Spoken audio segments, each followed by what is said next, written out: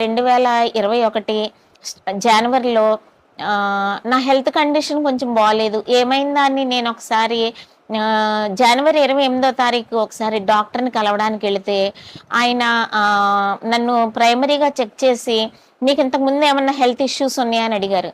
అప్పటికే నాకు 4 సంవత్సరాల క్రితం స్పైన్ సర్జరీ జరిగింది. తర్వాత ట్యూబల్ ప్రెగ్నెన్సీ వచ్చి, అంతకుముందు నాకు సర్జరీ జరిగింది. ఇలాగ నాకు 3 సర్జరీస్ ఆల్రెడీ జరిగాయి. ఇలా 3 సర్జరీస్ జరిగాయండి అన్న. 2014 నుంచి నేను నా లెఫ్ట్ బ్రెస్ట్‌లో చిన్ని లంప్ ఒకటి ఫార్మ్ అయింది.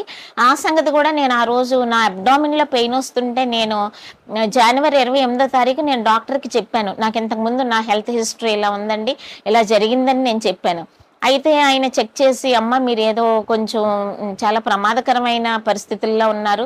మీకు ఏమేమి సింప్టమ్స్ ఉన్నాయంటే" నాకు కొన్ని కళ్ళు బైర్లు గమ్మినట్టు, అబ్డామిన్‌లో విపరీతంగా పెయిన్ వస్తున్నట్టు అలా ఉంటే ఆయన ఏం చేశారంటే తర్వాత ఆయన ఇంకొక లేడీ డాక్టర్ ఇద్దరు కలిసి నాకు బయాప్సీ రాశారండి. అంటే చిన్న పీస్ తీయాలి, దాన్ని టెస్ట్ చేయాలమ్మా.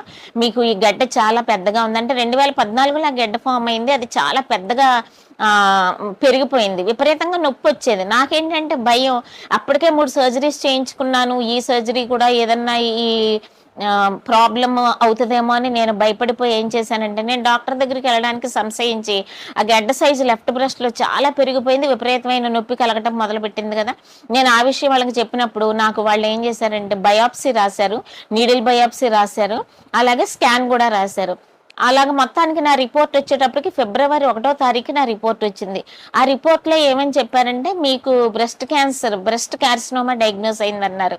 నేను నిజంగా అన్ని సంవత్సరాల నుంచి అంటే కొంతమంది క్యాన్సర్ వచ్చిన వాళ్ళని చూడడం, నా ఫ్యామిలీలో నా సొంత బ్రదరే అంతకుముందు ఒక 10 ఇయర్స్ బ్యాక్ వాడు లింఫోమా అనే బ్లడ్ క్యాన్సర్‌తో చనిపోవటం, చాలా భయంకరమైన కండిషన్‌లో చనిపోయాడు. తర్వాత మా చర్చ్ పాస్టర్‌మ్మ గారికి, వనజాక్షి గారికి ఆవిడకి మల్టిపుల్ మైలమ్ అనే క్యాన్సర్‌లో ఆవిడ కూడా మరణ పంచుల వరకు వెళ్ళి తిరిగి రావటం చూశాను. బాబోయ్! ఎంత భయంకరమైన జబ్బు, మనుషులకైతే రాకూడదు, నాకైతే రాకూడదని రోజు నేను ఏ క్యాన్సర్ అయితే నాకు రాకూడదని నేను ప్రార్థన చేసుకుంటున్నానో, దేవుడు అదే క్యాన్సర్ నాకు అప్పచెప్పాడు. అంటే రిపోర్ట్స్ నా చేతికి ఇచ్చారు స్కాన్ వాళ్ళు.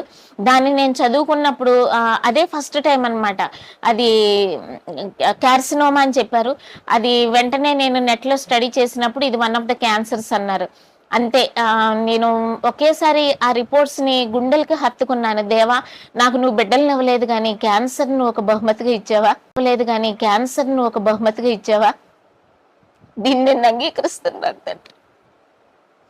ఈ పోరాటంలో ఏదైనా నాకప్పటికి అంత భయంకరమని నేను అనుకోలేదు, కానీ క్యాన్సర్ అంటే